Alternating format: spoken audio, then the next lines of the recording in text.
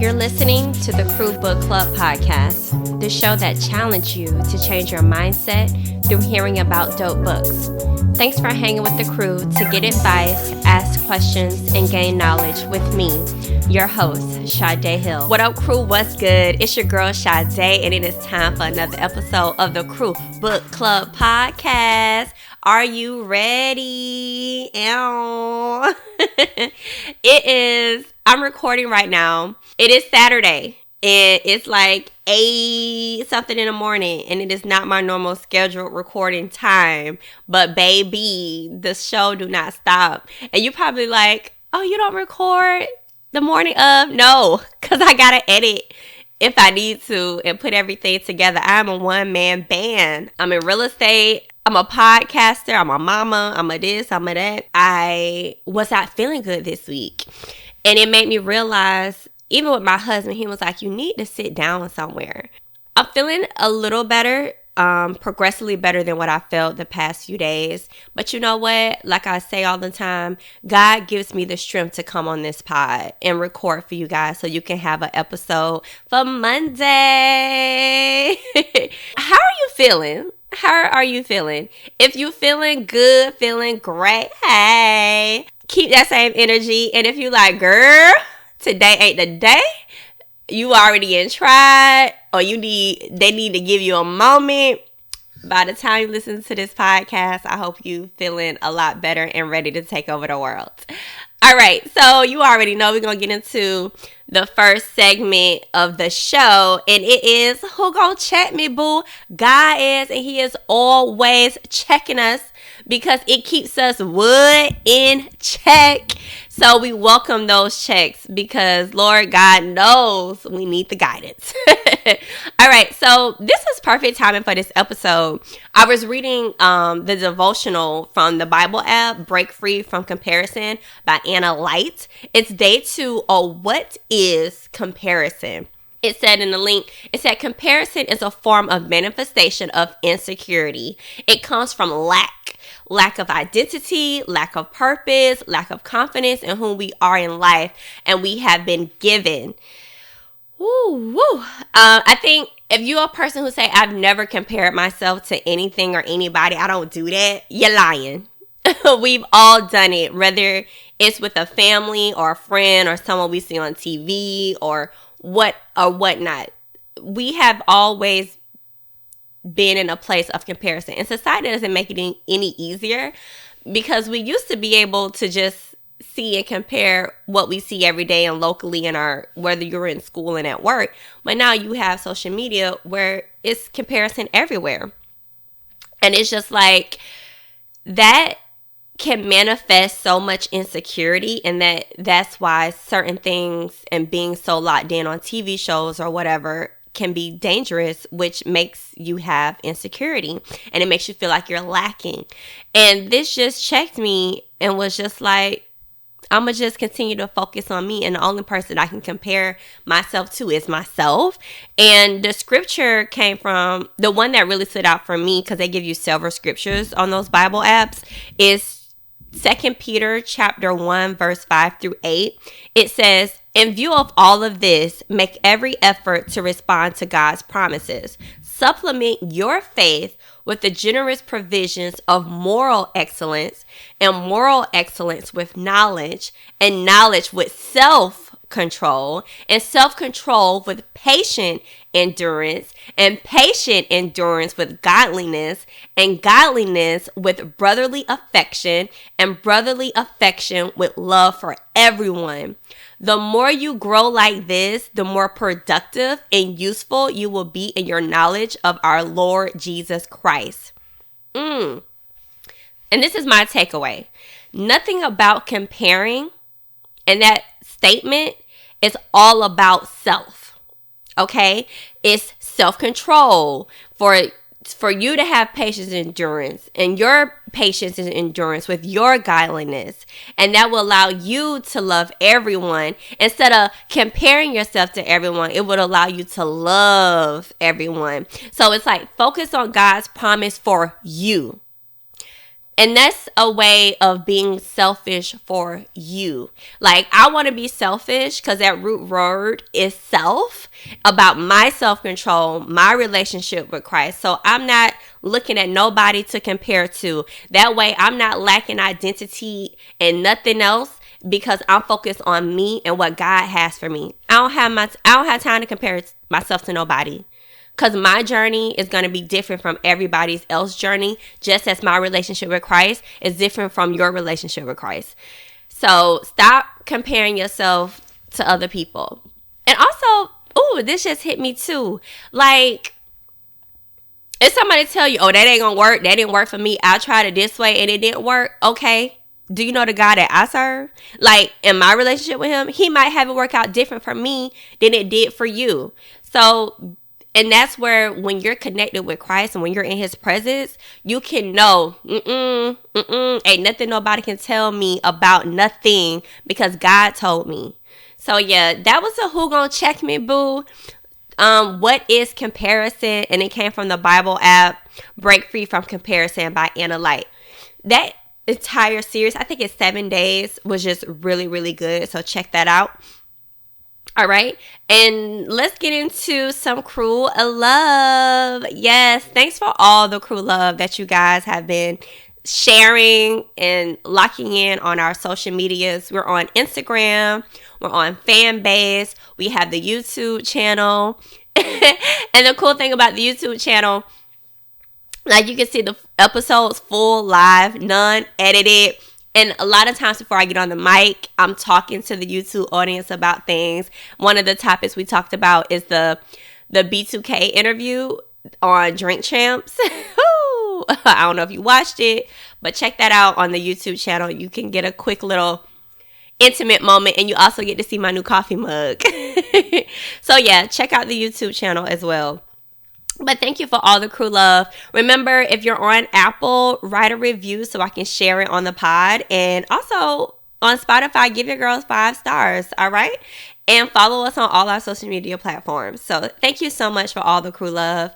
And I want to get into the book, so I'm not taking up all your Monday, because I want you to go take over the world. All right. Listen, let me tell you something. If you're listening to the podcast while you have the book, hella dope. That is so cool to me. And if not, I love how you're taking it in. But yeah, I'll say it. Turn to page 122. We're starting off at the guidepost number 6, cultivating creativity and letting go of comparison. Let it go, let it go, let it go. Comparison is all about conformity and competition. She says here, the comparison mandate becomes this crushing paradox of fit in and stand out. It's not cultivate self-acceptance, belonging, and authenticity. It's be just like everyone else, but better. It's easy to see how difficult it is to make time for important things such as creativity, gratitude, joy, and authenticity when we're spending enormous amount of energy conforming and competing. Theodore Roosevelt says it best: comparison is the thief of joy. I can't tell you how many times I'm feeling so good about myself and my life and my family, and then in a split second it's gone because I consciously or unconsciously start comparing myself to other people. And this is where you need to take a break. And this is where recognizing when it's happening and what you're doing or watching or seeing in that moment for you to stop the comparison. All right? I know a few people who take social media breaks because they recognize that they're comparing themselves and it's pulling them into this dark rabbit hole. Or even that can happen watching certain television shows. I'm a Real Housewife watcher. But if you're a person who's struggling financially and wishing that you were living that type of lifestyle, and after you watch that show, it kind of brings you down and you're looking like, oh, I need that, and you're no longer in that place of contentment after watching shows like that because they're living these lavish lifestyles, maybe that's a show you shouldn't be watching until you can watch for pure entertainment. All right? So, we are all creative at some point, and I feel like we were most creative when we were kids. Like, I feel like we were all creative geniuses. And as we become adults, you hear more people saying, I'm not the creative type. And she touched bases on this as well. She says, as far as my own story, the older I got, the less value I put on creativity and the less time I spend creating. I am not the creative person, quote unquote, she would say. She says she would think of it like, who has time for painting and scrapbooking and photography when the real work of achieving and accomplishments needs to be done? But it came to a point where I thought of creating for the sake of creating as a self-indulgence at best and flaky at worst. As I look back with my new eyes, I've learned about creativity from a world of wholehearted living and loving. It's so crazy because I think it was Pastor Michael Ty. He was talking about being at rest.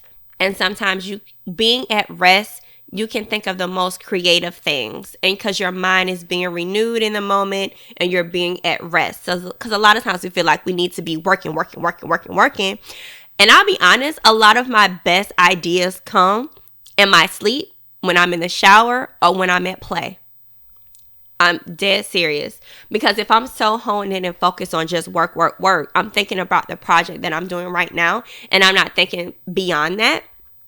So she says she has these key points that she thought of being more creative and living a wholehearted life.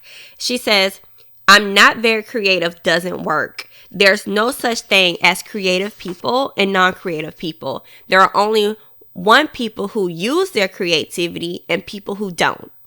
So don't think you're not creative. You are creative. You're just choosing not to be creative. We all picked up color pencils and markers. We all did this before. And I think that goes back to having to become more childlike in our mindsets. And people are like, well, I'm not a kid anymore. You are a kid. Jesus is a kid. You're God's kid. Okay? And even in the Bible, it says to be more childlike. All right? Here, the second one, the only unique contribution that we will ever make in this world is born of our creativity. No one brain creatively works the same as yours. You might be inspired by other people's work, but your creativity is your creativity. She says on number 3, if you want to make meaning, we need to make art. That can be cook, write, draw, doodle, paint, scrapbook, take pictures, collages, knit, rebuild an engine, sculpt, dance, decorate, act, sing. It doesn't matter as long as we're creating, we're cultivating meaning. I really am into photography and I have a camera. I was just thinking the other day after reviewing this outline for this episode, like, man, I have this really cool camera and I have this really cool eye. I look at everything differently. I need to, photograph these things and I need to make that part of my schedule to play more and to be more creative. Doing the podcast and things allow me to be creative at some points, but it's also at the end of the day work that I enjoy doing compared to what I do in real estate all the time. But I also always trying to find a way to be creative, whether it's through marketing or the event that's coming up, but also finding something outside of that. And I think photography is going to be my thing coming soon. All right. So those were some ways to how we should view being creative so we can be more wholehearted living and loving. All right. She says here about creativity. Creativity, which is the expression of our originality, helps us stay mindful of what we bring to the world, is completely original and cannot be compared.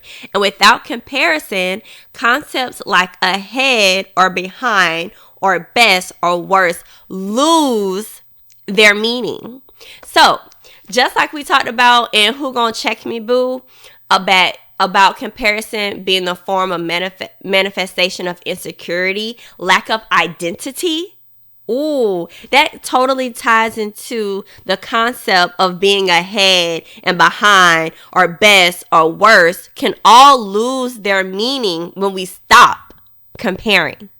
Ooh, that was so good. Like, just doing that one thing alone can set you apart and blow your mind.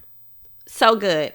So that was guidepost 6, cultivating creativity and letting go of comparison.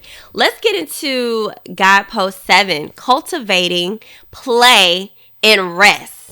Letting go of exhaustion as a status symbol and a productivity as self-worth. This is so good. It's like, as a society, we praise, go get it, she get it. And if I'm up here being productive and I'm making millions and all of that, that's what self-worth is. But it's really not. Because there's plenty of people who get to that point and still have no self-worth. They're still committing suicide. So let's today start letting go of exhaustion as a status symbol. Like, I don't pride myself on walking around, oh, I'm so tired, I had all this work to do, I got all this work to do. I don't want to pride myself on that. I want to pride myself on, oh, I had fun today. I did you know what I'm saying? Like, I had an amazing time playing and I was rested enough to do what I need to do to be productive, to go and play more. Okay? So let's talk about, when was the last time you played? Like, when was the last time you did arts and crafts, played a sport just for fun, not fitness? Okay? Like, I remember being a kid just going to the park and playing basketball. Even though I wasn't the best at it, it was just fun. Or remember we used to do racing. We used to race down the block with your, some people did it with their shoes off. But I didn't. Or riding bikes. I remember being a kid, we had a bike club. We were called road runners. Oh my gosh. And my grandmother had this porch and we used to all come in there. And I remember when Little Rascals was a thing. And I used to try to be like the Little Rascals, but with bikes. And I had a green Huffy. And Huffy, I think, when I was a kid, was like the bike to have. And I had the helmet to match. And even though I got picked on for wearing a helmet. But it was just, we were doing things and being active, but we wasn't even realizing we were being quote unquote active. Now as an adult, we call it working out. Or my workout is playing golf, or my workout is playing basketball, or my workout. But no, like, just having a good time. Think about those times at Thanksgiving. I don't know if your uncles or anybody do it, but you ever watch those movies and after they eat or whatever, they're playing football in the field or they're doing things like that. Like, let's get back to that. You know, like, just having fun just for the fun of it without purpose. Because research by Dr. Stewart says on page 128 through 129, it says, Dr. Stuart Brown, author of Play, How It Shapes the Brain, Opens the Imagination, and Invigorates the Soul. Drawing on his own research, as well as the latest advances in biology, psychology, and neurology, Brown explains that play shapes our brain, helps us foster empathy, helps us navigate complex social groups, and as a core of creativity and innovation. Understand that play is the essential to our health and functioning as rest. In today's culture, where our self-worth is tied to our net worth, and we base our worthiness on our level of productivity, spending time doing purposeless activities is rare. Think about that. That part where he says helps us foster empathy, helps us navigate complex social groups, and is a core of creativity innovation. This makes me think of why recess with kids at school is so important. Like, I know people are really big on homeschool, but look at what this does for our soul. Ooh, that was so good. It says also, we got the getter done. It doesn't matter if your job is running a multi-million-dollar company, raising a family, creating art, or finishing school. We've got to keep our noses to the grindstone and work. There's no time to play around. We need to get rid of that mindset. Brown argues that play is not an option.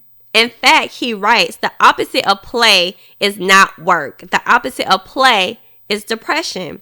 He explains, respecting our biological program need for play can transform work. It can bring back excitement and newness to our job. Play helps us deal with difficulties, provide a sense of expansiveness, promotes mastery of our craft, and is an essential part of the creative process. I don't know what country is trying this where they're starting 4-day weeks, but even during the pandemic, people noticed when people worked at home and had more freedom and didn't have that hovering boss in that environment, people were more productive. Or some people, the people that were struggling with productivity were more productive. It's like you can see how important it is essential to play, because if I have enough time to play and recharge, then I will have the motivation to get back to work and be motivated and excited to be in my work environment, to bring a newness to it. And even with me, a lot of times if I'm struggling with something, I'd rather just walk away, rest, and come back to it with a renewed mind and new eyes. So that was really good. So listen, y'all, play is not we gotta play. We gotta play and rest. Also, it says, if we want to live a wholehearted life, we have to become intentional about cultivating sleep and play, and about letting go of exhaustion as a status symbol and productivity as self-worth. We got to let that go. And when it says intentional about cultivating sleep and play, I have to do a better job at that, because I don't want to be sleeping 3:30 in the afternoon and have to re-rest the whole entire day. I don't want to have my body force me to do that. You know what I'm saying? Force me to sit down. I do definitely try to, 9:30, I'm not talking to nobody on the phone. I'm in the bed unless it's my husband. And I definitely have gotten better at not watching TV in my bed, where if I'm in my bed and I even try to turn on TV, my body has been trained to go to sleep. And I had to do that for a while. I think I took the TV out my room for 2 weeks. And now my body, even with the TV being back in there, my body has gotten used to associating the environment of my bed as a place of sleep. So time I get in there, even when I try to turn it on, I'm knocking out. And we talked about that in Atomic Habits. Curating your environment, same as cultivating your environment, being intentional. If you have a space of work, only work in that space. Your couch, only sit on the couch, be with the family, watch TV in that space. The dinner table, this is where we eat dinner. We don't work at this table. So establishing those things, but you have to cultivate sleep and play, like the book says, and let go of exhaustion as a status symbol. All right? So listen to this story about the author on page 131 through 132. And it's about her and her husband. She said, Steve and I sat down in 2008 and made a practical list of the things that make our family work. When things are going, they ask themselves this question: when things are going really well in our family, what does that look like? And I want you to write that down. When things are going on in your family, what does that really look like?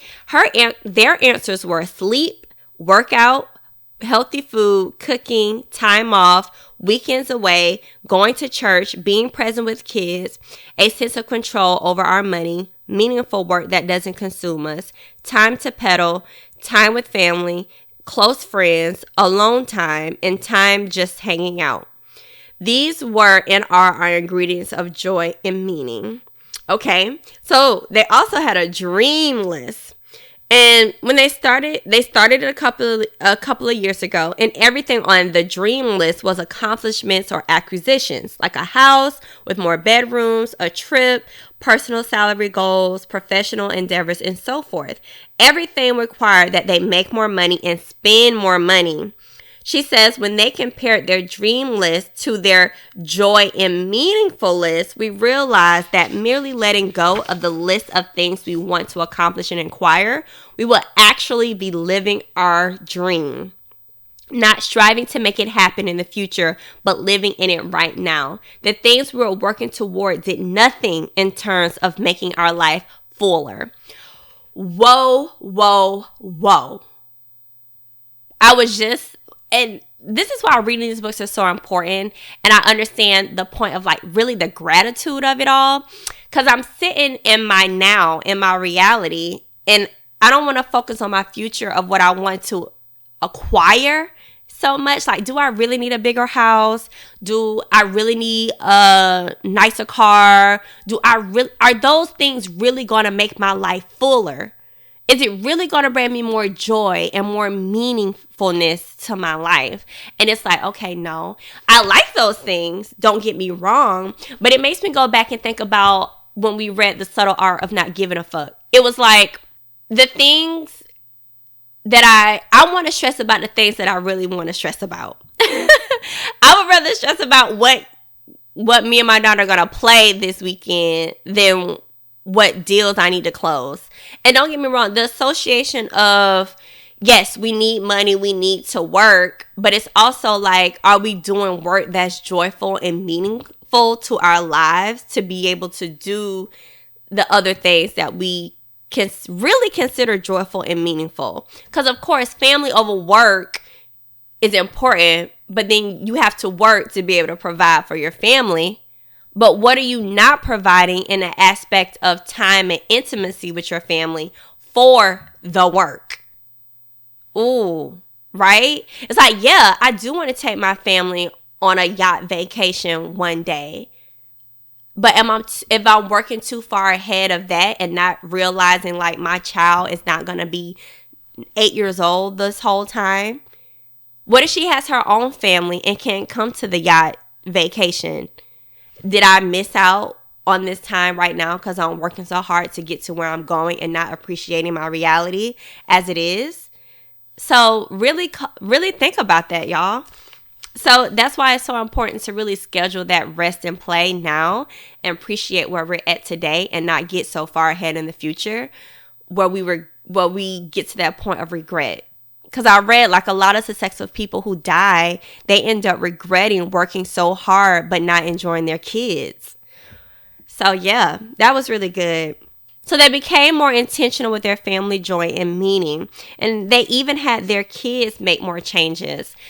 And this really made me think about my daughter. They limited extracurricular activities to help their kids choose what's more meaningful when it came to sports, extracurriculum, and other activities.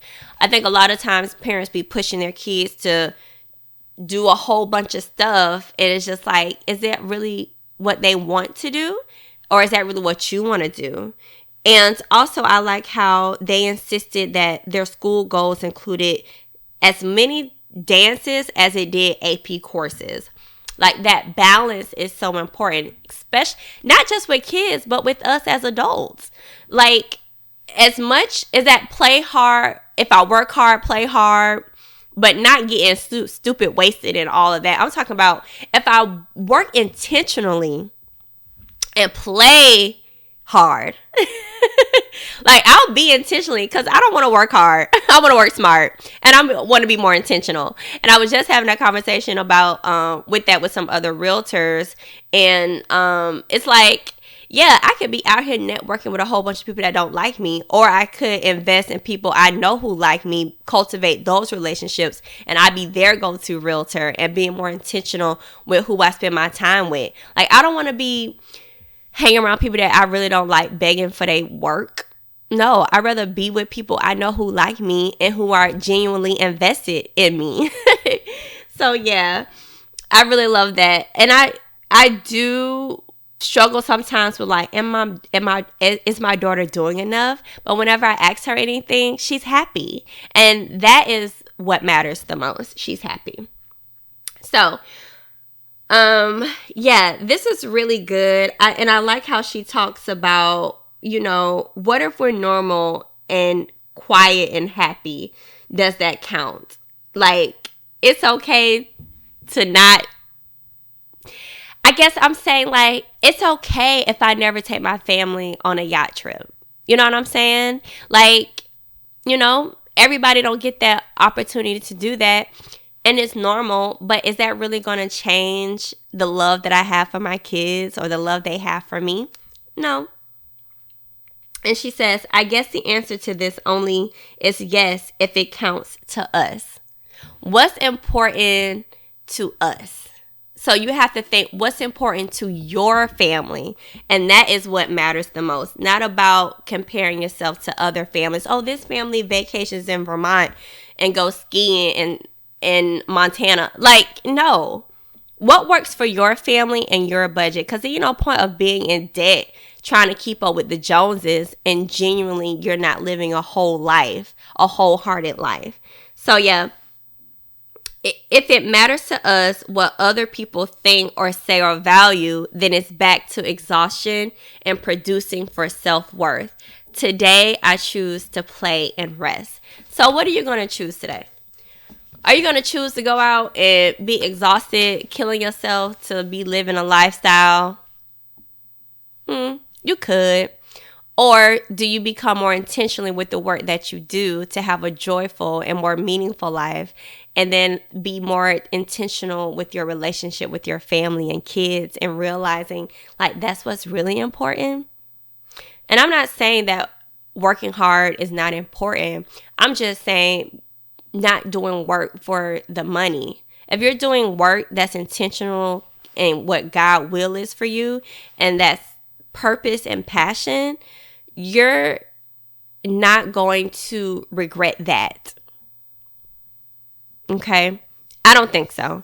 I don't think, if I'm doing God's will and if I'm doing my purpose and I don't get the yacht or the private jet, I think I'll be fine. Honestly, I think I will be fine. Do I want those things? Of course. But if I'm willing to exhaust myself and kill myself over that, no. Am I willing to miss out on being a present mom for a bag? No, I'm not. And in my mind, it's a struggle because it's just like, what if I'm wrong? What if society? But no, I don't think that's wrong. I don't think that's wrong. You can agree to disagree, but I honestly feel like the God that I serve wants me to have all the riches in the world, and he wants me to own the yacht, and he wants me to have the jet. I'm just saying I'd rather do it God's way than society's way. That's all I'm saying. That's really what I'm saying. Because, girl, I don't want you thinking that I don't want the bag. That is not the case. Your girl wants the bag. I just don't want the bag how society wants to give me the bag. That's all I'm saying. All right, so let's get into the challenge of the week. Get creative. On page 124, we talked about, you can be creative by cooking. You can be creative by writing, drawing, knitting, working on your car, dancing, decorating, whatever it is to create. This week, I want you to be creative. You are the artist of your life. Cultivate that ish, okay? We are the artists of our lives, and I want us to go out and be more creative. Whatever that is, whatever you enjoy, whatever brings and fuels the creativity in your gut, I want you to do that this week. So that's your challenge of the week. Go out and be creative. Play, okay?